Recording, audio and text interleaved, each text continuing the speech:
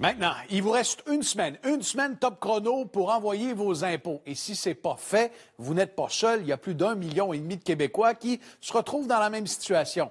Heureusement, il y a peut-être une prolongation pour certains contribuables. On va en jaser avec Luce Morin, qui est comptable et qui est avec nous ce soir. Bonsoir, Luce. Bonsoir. On vous a sorti de vos bureaux, ensevelis sous des tonnes de déclarations de revenus. Ça va vite? Oui, ça va très vite, oui. Et là, Revenu Québec annonce que pour ceux qui ont été, disons, victimes du verglas, il y aura des assouplissements. Qu'est-ce que ça veut dire exactement?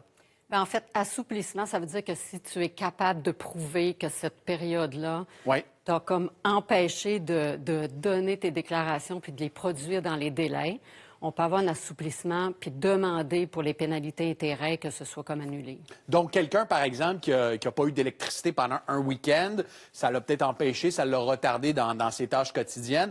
Il remplit un formulaire lorsqu'il envoie sa déclaration fiscale, sa déclaration de revenus? Ça va être complété de toute façon après, mais c'est un formulaire qui demande le MR 94 quelque chose, là, Oui. qui est vraiment le formulaire pour demander un assouplissement d'intérêts et pénalités. Donc, si on est en retard, on peut demander ces assouplissements avec un formulaire. Est-ce qu'on sait c'est quoi le retard qui est toléré par l'Agence du revenu par Revenu Québec? Bien, ils disent que c'est du cas par cas. Hein? Donc, c'est sûr qu'il va falloir prouver à quelque part que ça fait du sens, parce que ça a peut-être duré une période, mais ça fait quand même 2 semaines qu'on... Donc, si c'est une semaine de retard, peut-être que ça va marcher avec Revenu Québec, avec la demande d'assouplissement. Si c'est 3 mois, là, ça risque de moins fonctionner. Non, puis il ne faut pas oublier qu'avec Revenu Canada, c'est pas le cas. Alors, il faut quand même l'envoyer au fédéral dans les ça. temps prescrits d'ici lundi prochain. Là. Donc, moi, je vous dirais, produisez vos impôts la prochaine semaine. Le problème, là, c'est qu'en même temps, il manque de comptables en ce moment. Et vous en ressentez les conséquences. C'est une saison des impôts complètement folle.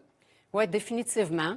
Mais écoute, je pense que c'est comme dans d'autres milieux. Faut vivre avec ça. On travaille fort, on va chercher d'autres sources, puis on essaie de produire le plus qu'on peut. Là. Et c'est une saison des impôts qui se déroule dans un contexte particulier, celui d'un méga débrayage à l'Agence du revenu. On le sait, il y a plus de 150 000 fonctionnaires qui sont en grève au fédéral. En quoi ça nous touche pendant la saison des impôts? Bien, nous, pour la production, ça ne nous affecte pas pour l'instant parce qu'on a quand même accès en ligne au dossier des gens. Donc, on est capable de télécharger, on est capable de produire, on est capable d'aider. Alors, c'est quoi l'impact?